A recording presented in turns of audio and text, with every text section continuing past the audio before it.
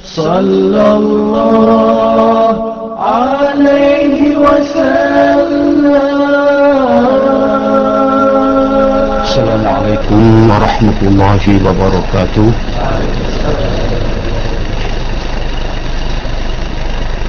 نحمد الله سبحانه وتعالى ونشكره ونصلي ونسلم على حبيبنا المصطفى محمد وآله. Muslimin muslimat yang dirahmati Allah sekalian, InsyaAllah kalau tidak ada apa halangan, kita akan habiskan kitab ini pada malam ini. Sebelum tengok nak sambung atau tidak, yang baki itu kita akan fikir kemudian. Halaman 36 sebagai penutup kepada persoalan keadilan dan kezaliman.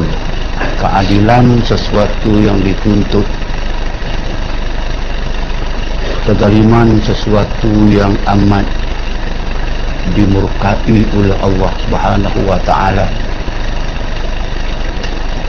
Satu ketika dahulu di zaman junjungan besar kita Muhammad SAW,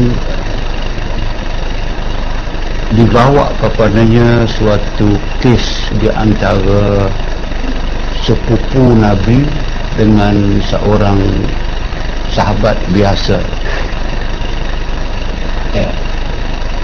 Dibicarakan di hadapan Nabi dengan satu kes, katanya kes air untuk menyiram tanaman.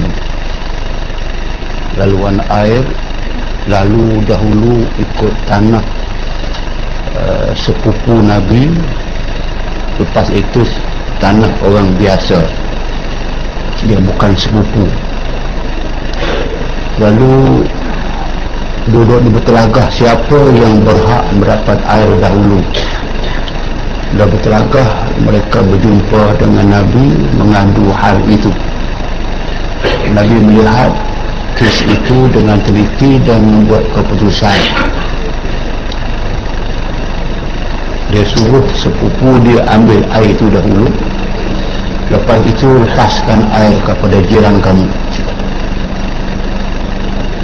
Mendengar itu, laki-laki tadi, sahabat Islam ikut Nabi, mengatakan, "Ya Muhammad, innaka la taqdir." Wahai Muhammad, kamu tidak adil. Itu Nabi yang buat hukuman tu. Orang boleh kata kamu tidak adil. Sahabat mendengar saja seorang berani mengatakan Muhammad tidak adil, menyerbu untuk bertindak ganas kepada laki-laki ini yang dikira sudah kurang sopan. Ini hukum Nabi. Dalam Quran Allah menyebut, "Ma kana lil mu'minin wala mu'minatin idza qada Allahu wa rasuluhu amran an yakuna khiyarun min amrihim." Tidak boleh bagi mana-mana orang beriman, lelaki dan perempuan, kalau hukum Allah telah keluar, telah sabit, hukuman Nabi telah keluar, tidak boleh orang pertikaian. Dia wahyu. Tapi laki-laki mengatakan kamu tidak adil wahai Muhammad, maka sahabat bangun ramai-ramai pergi hendak mengambil tindakan cara kekerasan ke atas orang ini. Nabi melarang mereka berbuat demikian. Nabi tanya orang itu, "Laulam a'dil faman ya'dil?" Kalau saya tidak boleh melakukan keadilan, maka siapa lagi atas muka bumi ini buat adil? Untuk orang tu sedar, dia macam tarik balik, minta maaf, bertaubat dan sesat. Itu makna dia, insan yang paling adil atas muka bumi ini yang nama dia Muhammad sallallahu alaihi wasallam. Mungkin tidak seperti Nabi Daud. Ada pengajaran Nabi Daud dalam Quran menceritakan ada dua orang yang clash dalam masalah. Seorang memiliki 99 ekor kambing Syah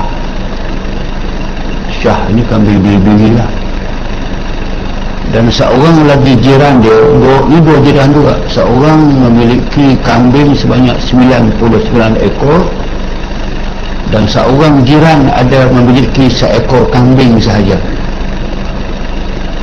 Lalu yang 99 ekor kambing ini dia cari jalan, dia nak ambil seekor kambing jiran itu untuk menggenapkan bilangan dia 100. Jadi orang yang ada kambing seekor yang nak diambil oleh jiran dia ini tak puas hati, maka pergilah dia mengadu ke Nabi Daud. Nabi Daud menceritakan tentang masalah tadi. Nabi Daud Nabi yang paling adil zaman dia, maka dia kata kepada orang yang ada kambing banyak tadi, maka tak bolehlah kamu yang sudah ada kambing sebanyak 99 ekor itu nak ambil pula kambing jiran. Tak boleh, jangan ambil, betul tidak ambil. Maka tak jadi ambil, selesai dan balik. Rupanya ada satu mesej Allah hantar kepada Nabi Daud yang cukup bermakna, iaitu Nabi Daud ini dalam sejarah dia telah mempunyai 99 orang isteri. Dia ternampak seorang perempuan, isteri orang, terlintas hati dia berkenan kepada perempuan itu, terlintas saja. Tapi datang kes ini, dia kata kalau tadi aku hukum kepada orang itu tak boleh ambil kambing seekor campur dengan 99 kambing, yang aku ada bini 99 dah, mana mungkin aku boleh ambil satu lagi. Maka dia istighfar banyak-banyak. Itulah cara keadilan yang saya sebutkan tadi. Jangan bincang pasal bini banyak tu, kita bincang pasal lain. Sebab tu saya kata banyak yang saya preambul. Tetapi dalam halaman 36 itu, daripada atas saya tengokkan bahawa Allah tidak mengampun akan orang yang sekutukan dengan dia. Makna dia sudah kena faham yang kalau dosa syirik, Allah tidak ampun kalau orang itu mati dalam keadaan syirik dan tidak bertaubat. Itu makna dia. Kalau dia buat syirik dan dia bertaubat nasuha kepada Allah, menyesal, maka memang itu pun Allah terima taubat dia. Kerana sama juga dengan kisah kalau seorang yang menyembah berhala beratus puluh tahun tiba dapat hidayah, dia Islam, dia dosa syirik lama dia diampun juga. Dia balik kepada kaedah al-Islamu yaqta'u ma qablah. Dengan Islam saja yang sebelum itu dia potong, dia jilid, dia habis, dia ambil Islam ke depan. Itulah. Dan diampun akan yang lain daripada demikian. Selain daripada yang syirik itu, ada yang tidak minta ampun pun Allah boleh ampun. Itu dia katakan bahawa rahmanullah, Allah Ta'ala kasih kepada hamba dia. Ada dosa yang manusia buat, Allah boleh ampun dosa itu dengan dia tidak minta ampun. Contohnya Quran sebut innal hasanat yuzhibna as-sayyi'at dzalika dzikra lidzakirin. Pekerjaan sesungguhnya perbuatan-perbuatan hasanah yang baik-baik yang kamu buat, pahala yang kamu buat ikhlas Allah Ta'ala, yang itu yuzhibna sayyi'at, dia boleh menghapuskan dosa-dosa. Dosa sini merujuk kepada dosa-dosa kecil. Dzalika biqaulil zakirin, itulah dia peringatan kepada orang yang ingin mengambil peringatan. Allah boleh ampun dosa yang lain. Dosa besar perlu kepada taubat nasuha juga, tapi mungkin Allah boleh ampun, tidak macam dosa syirik bagi orang kadakinya. Dan adapun zalim ataupun zul, ditulis dalam bahasa lama zulmun, bahasa Arab kezaliman. Adapun kezaliman yang tiada ditinggalkan, takdir, iaitu kezaliman hamba setengah akan setengah. Maksudnya kalau kita hamba, kita menzalimkan orang lain, pemerintah ke, kita ke, dengan jiran ke, dengan anak ke, dengan isteri ke, dengan siapa sajalah, dengan murid ke, dengan guru ke, itu dipanggil kezaliman hamba dengan hamba, setengah dengan setengah. Itu Allah tidak tinggalkan, Allah tidak biar. Dia tak macam tadi kejahatan yang dia buat, mungkin dia silap ke Allah Ta'ala ke apa semua, itu antara dia dengan Allah Ta'ala. Tapi kalau kezaliman dengan manusia, tak, dia tak ketinggal. Tengok, tiada dapat, tiada, dia dah hisapkan, dia kena hisap, dia tak habis begitu, akan selesaikan dunia. Antaranya, dan antara orang yang dizalimkannya hingga reda ampunannya. Kalau kezaliman yang kita buat dengan orang, dia tak gah sehingga reda orang yang kenanya itu, dia tak, aku ampunkan dia, aku maafkan dia. Kalau dia tak maafkan, dia kena bercara di hadapan Allah Subhanahu wa ta'ala. Semana baik dia bercara di dunia sesat, atau bercara di akhirat. Tentulah kita pilih bercara dunia lebih baik. Mana baik minta ampun di dunia dengan minta ampun di akhirat. Baik minta ampun dunia, dia boleh maafkan dengan tidak bayar sebarang harga. Kalau dibiarkan dekat akhirat, kita zalim dekat dia, kita minta ampun dekat dia, dia kata boleh, can be arranged, bisa diatur, dengan syarat kamu kena bayar dengan pahala. Bila kita dalam keadaan desperate gitu, sama orang di dunia yang desperate, yang tertekan di dunia ini, boleh tak cara apa pun dia sanggup buat. Sebab tu maka orang desperate di akhirat, bila dijumpa dengan kezaliman dia tadi, orang tu minta kat dia, dia kata okey boleh, saya boleh maafkan, saya boleh sign, tapi dengan syarat bagi pahala. Waktu itu pahala amat berharga.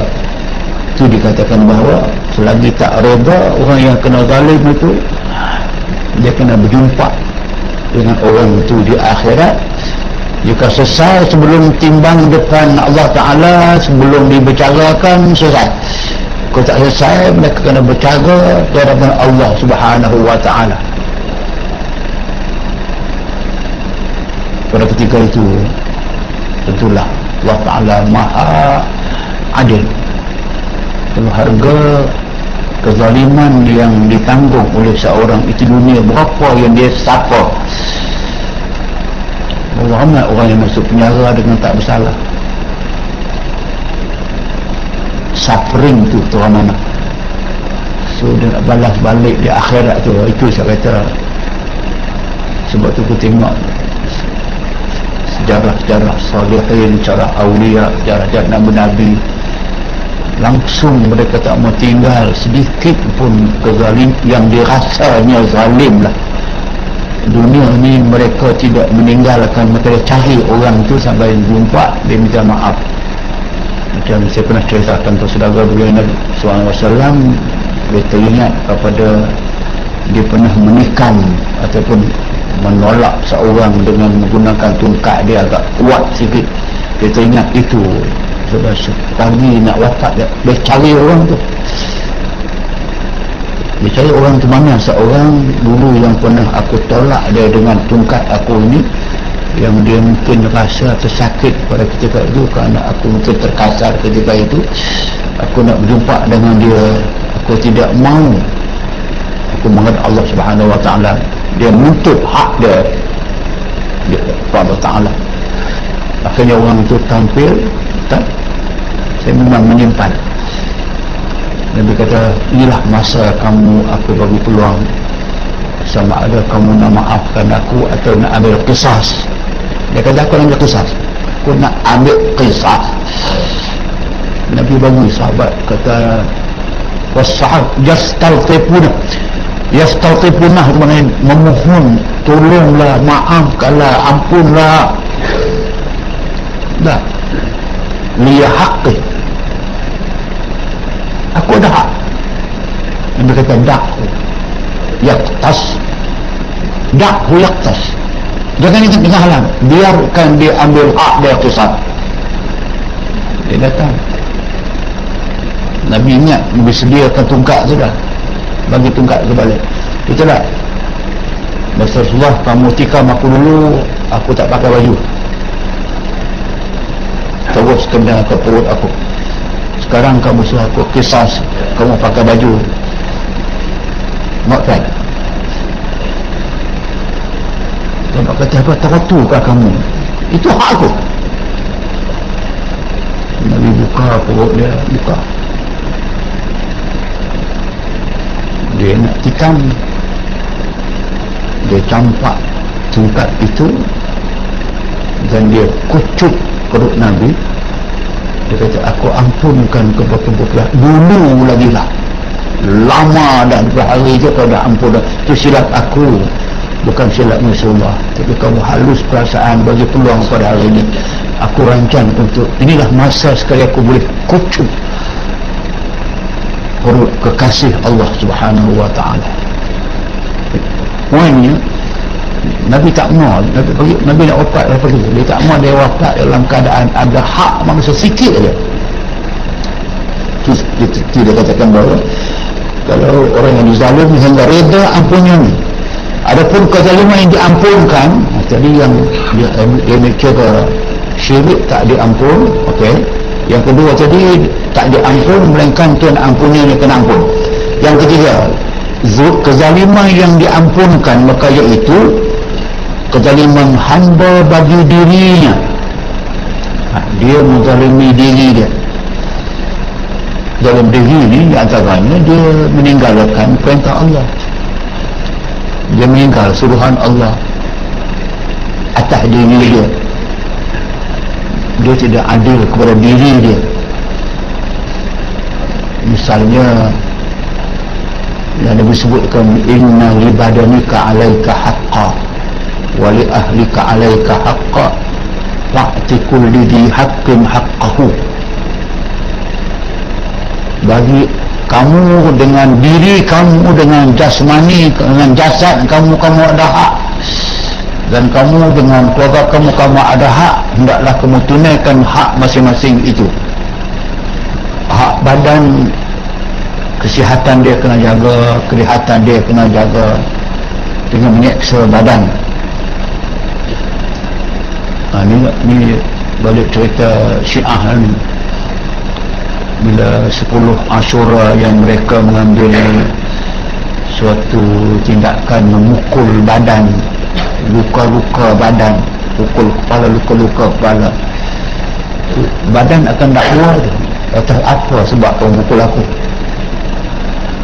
Itu dia katakan, fa'ti kulladhi haqqin haqqahu, kamu kena beri hak kepada tiap-tiap yang punya hak. Kalau baik ada hak, kena bagi kepada badan hak dia. Kalau kita bekerja sekarang sehari 20 jam, tinggal 4 jam rehat, badan komplain, mana tahan ni. Ya, otak pun ada macam nak rehat. Kalau fikir 24 jam dia tak tidur, ada hak dia. Hak mata ada pula dia nak tidur, bagi pula dia tidur. Dia ngantuk tengah kuliah, tidur.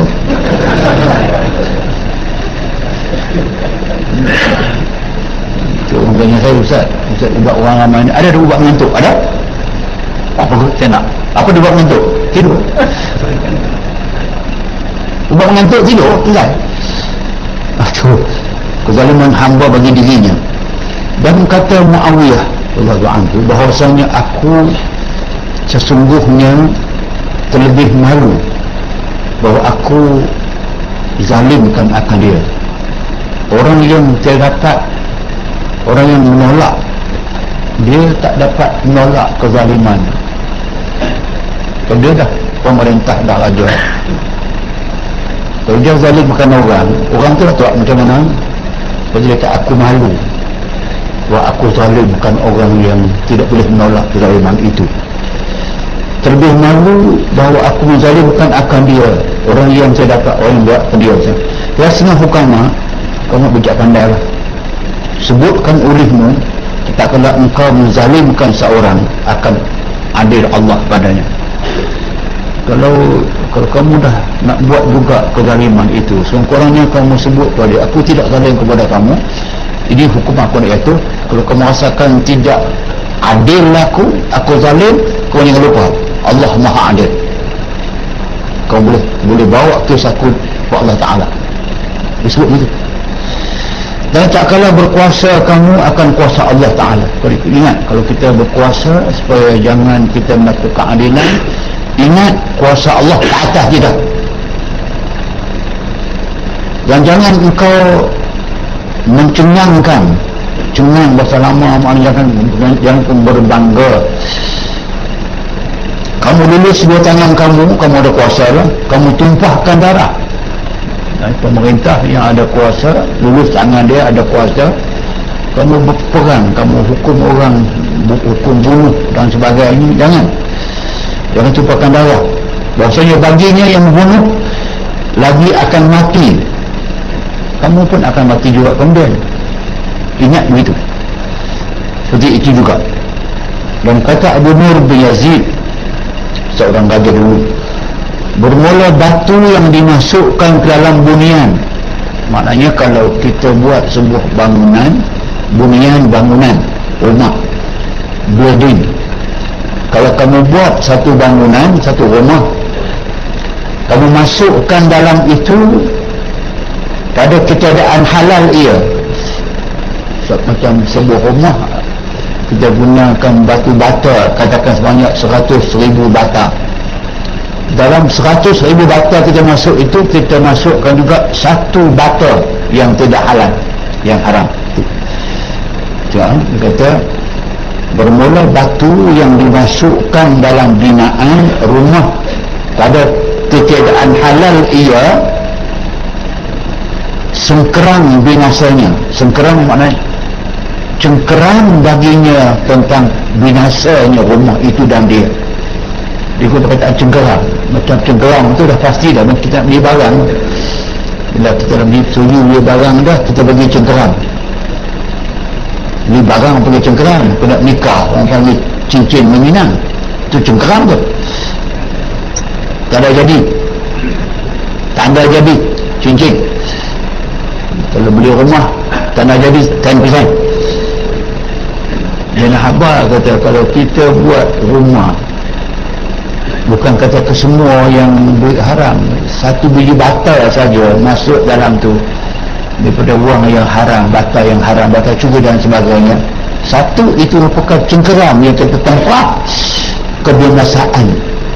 Binasa itu maksudnya binasa kita kerana kita tinggal berapa lama di rumah yang ada sedikit benda haram. Jadi nak katakan gagal, dia cengkerang binasanya. Kata setengah pula hukamah lah, jikalau bahawasanya syurga ia negeri, syurga itu negeri yang kekal, diandaikan syurga sebagai sebuah negeri yang kekal, dimasukkan satu atau sepotong kayu daripada kezaliman, dimasuk sedikit sahaja di perkara yang zalim, nescaya aku takut binasanya. Itu maknanya dia hatta dilihat, hatta kepada syurga pun tidak masuk dalamnya satu perkara yang nama dia haram. Kalau dia masukkan satu kayu dalam syurga itu, syurga pun akan binasa. Arti keutuhan sesuatu bangunan terletak kepada semua sumbernya halal. Kalau sedikit masuk yang haram, cengkeram kepada binasanya. Hatta syurga Allah Subhanahu Wa Taala dibuat semuanya yang halal daripada Allah Taala. Kalau ada yang tidak baik satu saja, dia cengkeram kepada kebinasaan. Na'abah kata besar yang makna keadilan. Yakni sangat hampir binasa rumah yang diambil batu atau kayu yang haram. Ya. Dan cerita bahawasanya Kisra Anusyarawan, Kisra nama yang terkenal, dia sebagai seorang pemerintah ataupun gelaran kepada Raja Parsi dahulu dipanggil Kisra. Semua yang naik dia panggil Kisra, macam Kaisar itu Rum, Caesar. Kalau Fir'aun dipanggil, siapa naik pun dipanggil Fir'aun. Lah nama dia ada yang nama Khufu, ada yang nama dia Qufu, ada yang nama dia Abu Sembal, ada yang nama dia Khafra, ada nama dia Angka, ada yang nama dia Nefertiti, ada yang nama dia Hatshepsut. Semuanya adalah Fir'aun Mesir. Ini Anusyarawan Raja Kisra, Raja Parsi, adalah baginya guru mengajar. Ni katakan dia kecil, ketika Kisra masa dia kecil lagi, masih belajar lagi, Pak dah jadi raja, dia jadi anak raja. Anusyarawan dia baginya guru mengajar ilmu adab. Dia seorang guru mengajar dia khas ilmu adab, hingga masyhurlah ia pada ilmunya. Dia minat pada ilmu Kisra Anusyarawan. Dia belajar dengan guru dia, mengajar adab kepadanya, sehingga masyhurlah dia orang yang minat dengan ilmu dan masa depan yang cukup cemerlang. Maka dipukul akan dia oleh gurunya. Guru tadi tiba-tiba saja satu hari dia mengajar dengan tak pasal-pasal, tak ada sebab apa-apa, dipukulnya Kisra Anusyarawan. Satu hari dengan ketidakan dosa, ketidakan salah dia, yakni tiada kesalahan, maka menaruh marah ia. Kisra taruh marah, menyimpan marah kepada tu guru pada hatinya. Maka tak kala baik ia kerjaan baginya, sehinggalah dia simpan guru dia pukul dia dengan tidak ada sedikit pun kesalahan. Dia tak melawan, dia adab dia baik, dia menyimpan perasaan itu sampailah kepada dia bapa dia meninggal, dia dilantik jadi raja. Maka dia jadi raja. Tetapi baik ia kerjaan baginya, tetapi baik ia kerajaan baginya, dia memiliki kerajaan itu. Apa dia buat? Maka berkata ia bagi gurunya, berkata ia kepada guru masih ada, apa yang menanggung akan dikau atas muka akan daku. Bagus bahasa. Apa sebab mempukul aku dulu? Pada hari bagian dan bagian, pada hari ingat hari dan hari sekarang, dengan kezaliman, pukul aku dengan zalim. Maka kata gurunya jawab pada dia, tatkala ada engkau aku lihat akan dikau sangat gemar pada ilmu. Maksudnya tatkala aku tengok kamu orang yang budak yang amat tekun belajar, adab baik, hormat guru, aku tahu, aku boleh agak dengan firasat aku, satu hari kamu akan jadi raja. Ada?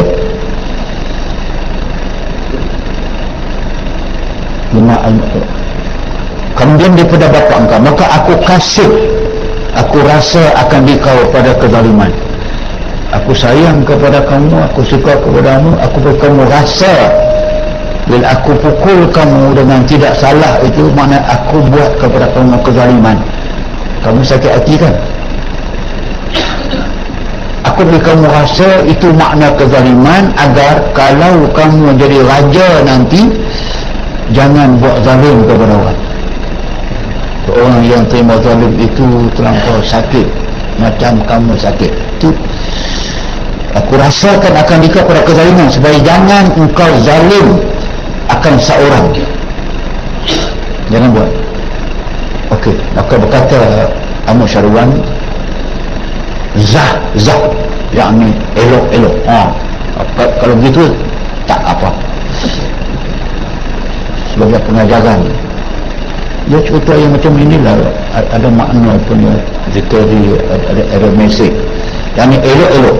Maka setengah raja dahulu Hajjajah, maka setengah raja dahulu disorak pada hamparannya akan syair ini. Tengok dia punya nak jaga orang raja tak mau buat kezaliman, sampai ada dia buat hamparan, dia buat kapet ni. Di atas kapet itu dia berkenan dengan satu rangkap syair Arab. Kalau kita ni prosa ataupun puisi, dia suruh orang buat syair ini atas hamparan dia. Dia duduk atas hamparan tu, dia berjalan, dia pijak, dia tengok, dia baca. Apa dia syair? La tazlimanna idza kunta muqtadira fadh-dhulmu masdaruhu yuqdi ila an-nadami tanamu aynaka wal mazlumu muntabihu yad'u ilaika fa ainullahi lam tanami. Cantik. Artinya, jangan kamu zalimkan orang apabila ada kamu kuasa. Jangan kamu buat kezaliman kepada orang kalau kamu ada kuasa. Maka kezaliman itu tempat keluarnya membawa kepada menyesal. Bila buat satu kezaliman, masa buat tak apalah, lepas itu akan datang penyesalan, sesal yang tidak habis-habis. Tidur dua mata engkau, mata kita boleh terlena, boleh tertidur, dan yang kena zalim jaga ia, dia tak tidur. Orang kena zalim dia terus jaga, tak boleh buat, dan meminta doa atas engkau, dan mata Allah ainullah tidak tidur, kata syair. Maksudnya dia letak begitu di kapet, maka mengingatkan kepada dia jangan melakukan sebarang kezaliman. Dan satu syair lagi yang ditulis oleh atahza'u bid-du'a'i wa tadanihi wa ma tadri ma sana'ad du'a'u sihamul layyina fiyatun walakin laha amadun lil amadin qida'u. Nanti kamu mudah-mudah akan doa dan kamu bermain-main akan dia. Kamu ambil mudah hal doa dan kamu bermain-mainkan dia, dan tiada kamu ketahui dengan apa yang memperbuat oleh doa. Kamu jangan pandang kecil kepada doa orang yang kena zalim. Jangan. Walaupun tak nampak cepat, tapi jangan. Bila buat kezaliman, kamu jangan pandang ringan kepada doa yang akan dia orang itu berdoa kepada Allah Tuhannya.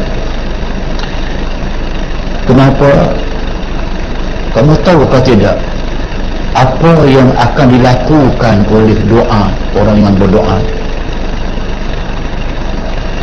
Anak panah malam sangat lulus, dia merupakan anak panah.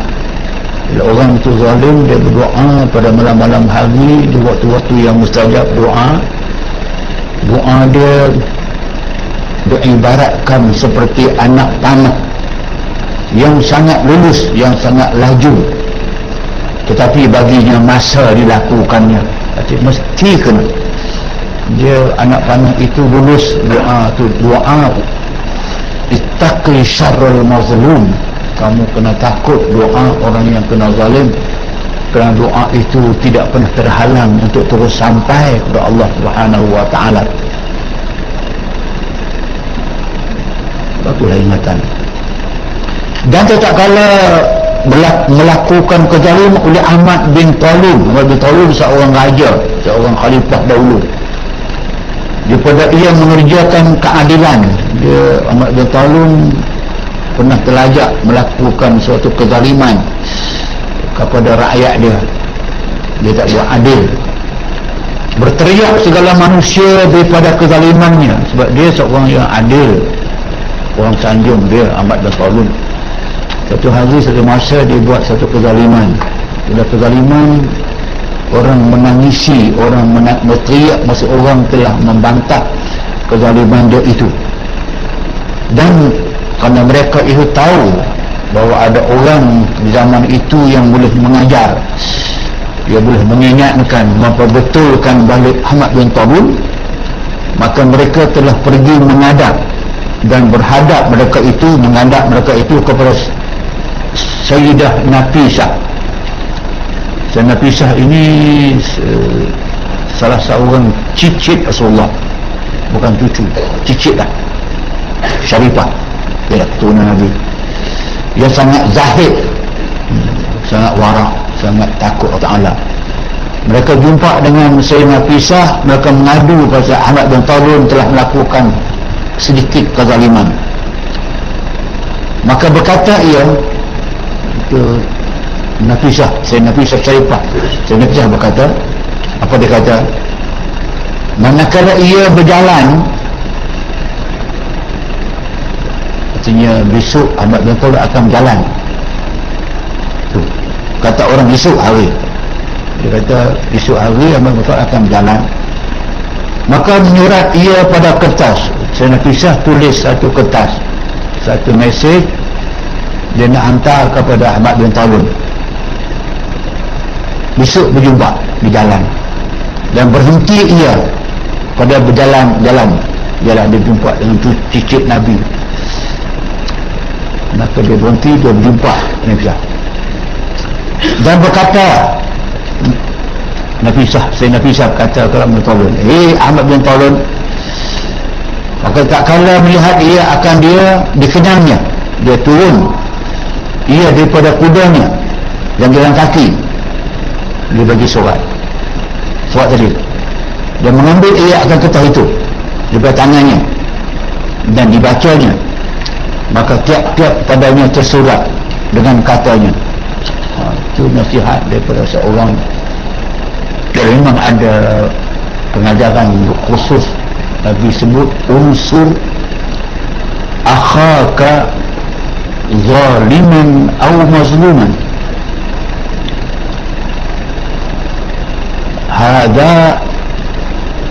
hadzal mazlum wa kaifa nansuru zaliman.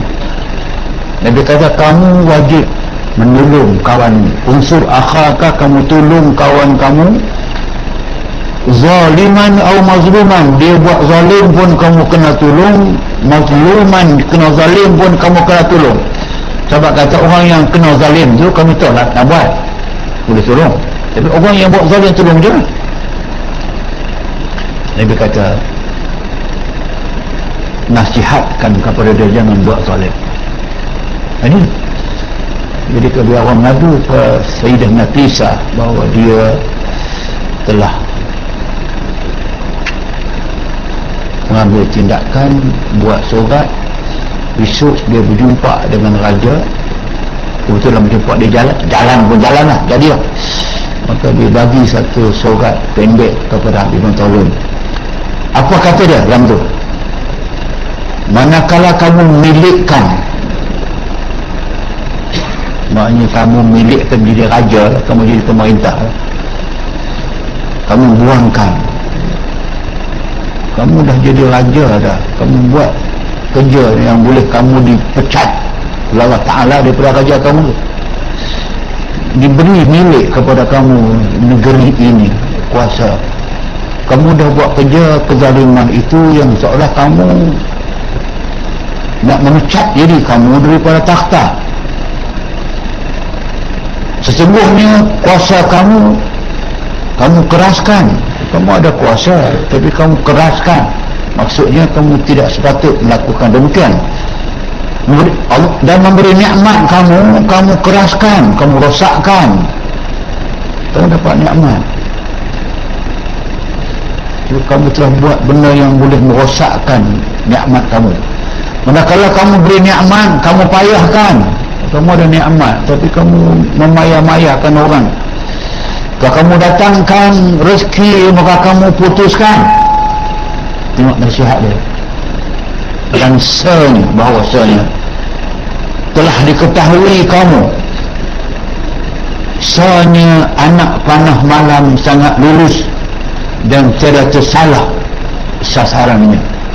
Sama juga dia balik kepada bila kamu buat kezaliman kepada orang, kamu lupa mengatakan bahawa orang itu akan mendoakan kepada Allah Subhanahu Wa Taala pada malam-malam hari, dan doa orang yang zalim di malam hari itu macam juga anak panah, dia akan sampai ke sasarannya.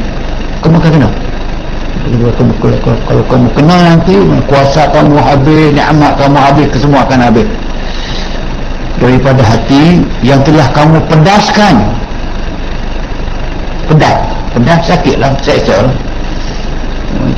Yang kamu buat tadi kesalahan, kezaliman kepada orang, yang hati ini telah kamu sakitkan dia, dan daripada tubuh yang kamu telanjangkan, mungkin kamu telah memalukan orang. Maksudnya kamu telah membuat satu keputusan, tindakan yang memalukan orang itu tak pasal-pasal. Yalah, kalau orang itu memang tidak bersalah, dituduh dia dengan tuduhan yang berat, tak kira lah rasuah ke, liwat ke dan sebagainya. Kalau orang itu memang tak buat, kamu buat malu besar. Ini masalah yang nasihat. Tubuh yang kamu telanjangkan, maksud kamu malukan akan dia, perbuat oleh kamu apa yang kamu kehendak, buatlah, lantaklah apa kamu lantak, maka kami kepada Allah mengadu. Sayyidina Pisah pun telah termasuk dalam golongan orang yang bertindak juga dalam peringkat, buatlah. Jadi kamu teringat, hendaklah kamu yang kamu kehendak, maka buatlah apa yang kamu kehendak, maka kami kepada Allah mengadu akan zalim kamu. Dia akan mengadu, kami akan mengadu Allah kamu buat zalim, dan lagi akan diketahui oleh mereka itu yang zalim, mengata ia di mana berpaling mereka itu, kemudian katanya maka ia pun mengadilkan rakyatnya.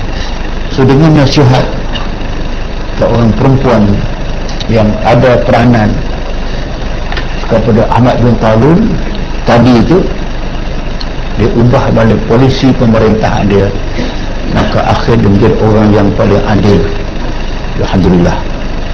Kemudian daripada ketika itulah, kemudian daripada ketika itulah dan saat itulah, dua kali ulang, maka mengerjakan oleh orang yang akil, orang yang berakal, bahawa ia menegahkan daripada tangannya daripada zalim. Orang yang bijak pandai mengatakan bahawa langkah Sayyidah Nafisah membuat demikian itu, dia telah menggunakan kuasa, menggunakan budi bicara dia sampai dia boleh menahankan kezaliman seorang pemerintah. Dia betul, kalau Allah Ta'ala beri dalam kehidupan kita ini, hatta orang yang sedang gila, orang yang sedang mengamuk gila pun, ada orang yang dia takut. Orang gila ada seorang yang dia takut. Orang tu ini dengan cakap, lain tak boleh. Sama dengan pemerintah, jadi ada seorang yang boleh ajar dia, yang boleh tegur dia. Ayah dia ke, datuk dia ke, tok nenek dia ke, adik dia ke, bini dia ke. So ada benda yang boleh mempetik. Kalau orang tak boleh, dia tak dengar dan sebagainya. Sebab tu dia bagi mesej ini. Kalau zaman Ahmad bin Talun, seorang perempuan yang nama dia Sayyidah Nafisah ini, orang zahid, orang yang tak ada apa-apa pada dunia ini, maka dia telah menasihatkan yang cukup baik.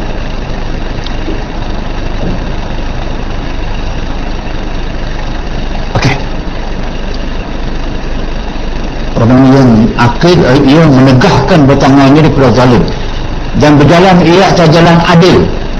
dan melakukan pekerjaannya dengan insaf dan mengintai akan suruhan Allah, sentiasa menunggu untuk melaksanakan apa sahaja hukum Allah Subhanahu wa taala pada sirnya, pada keadaan sunyi, dan zahirnya, pada keadaan nyata.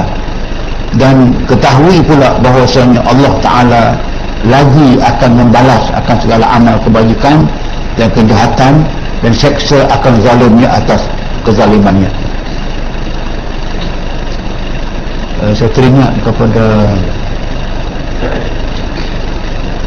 seorang daripada cucu Umar Al-Khattab, cicit Umar Al-Khattab, seorang zahid, orang yang begitu mengasihi akhirat, memintai Allah Subhanahu wa taala.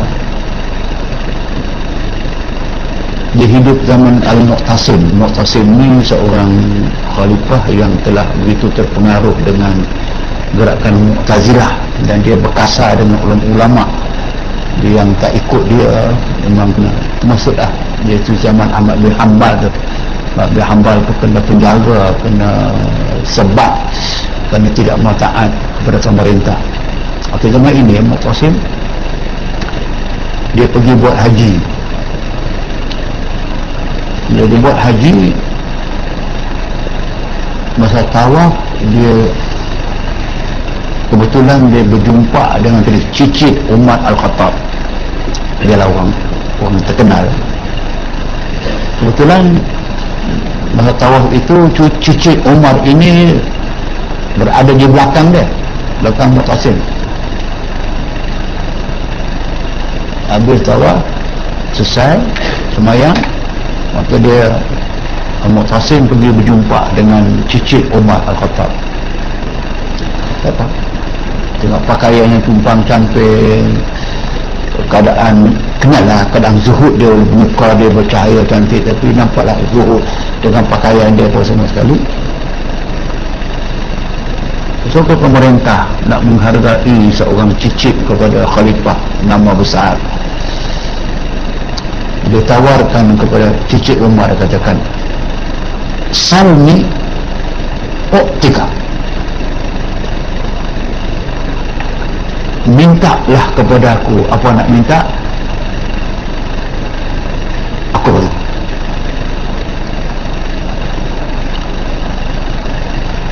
Dia tanya balik, dia kata, yang kamu nak bagi ni hal akhirat ke hal dunia? Dia kata, hal akhirat aku tak boleh, Allah Ta'ala, hal dunia. Tadi aku belakang kamu sendiri pun meminta kekayaan daripada Allah Ta'ala yang belum tahu Allah bagi ke tidak. Kalau kamu pun masih minta Allah Ta'ala juga, kamu minta apa guna? Aku sendiri minta lakat hidup, nanti mampu. Maksud bahasa dia, maknanya dia tahu mengatakan khalifah ini dia tak adil kepada ulama, rakyat, terlampau sangat memihak kepada Mu'tazilah, menyeksa berkali-kali. Dan mesej yang diberi oleh cucu cicit Sayyidina Umar mengatakan kepada bahawa kamu takutlah kepada Allah, akhirat kamu tak mampu, dunia pun kamu tak mampu. Sebab tadi kau minta dunia kan, aku dengar, ittaqillah la hajata bi ilaika syai'an. Kamu takut kepada Allah, aku tak nak apa-apa daripada kamu. Ingat, dia betul. Ingat dia. Adalah. So nasihat dia itu sebenarnya masuk dalam hati Mu'tasim. Tak tidur 3 malam dia. Fikir seorang insan menegur dia di hadapan Kaabah. Dia offer salmi waqti, mintalah apa aku nak bagi. Maksudnya mintalah apa aku bagi. Apa juga dia kata, la hajata bi ilaika syai'a, aku tak nak apa-apa daripada kamu. Satu je, ambillah, dah sudah. Inilah di antara mesej yang telah sampai dalam buku ini.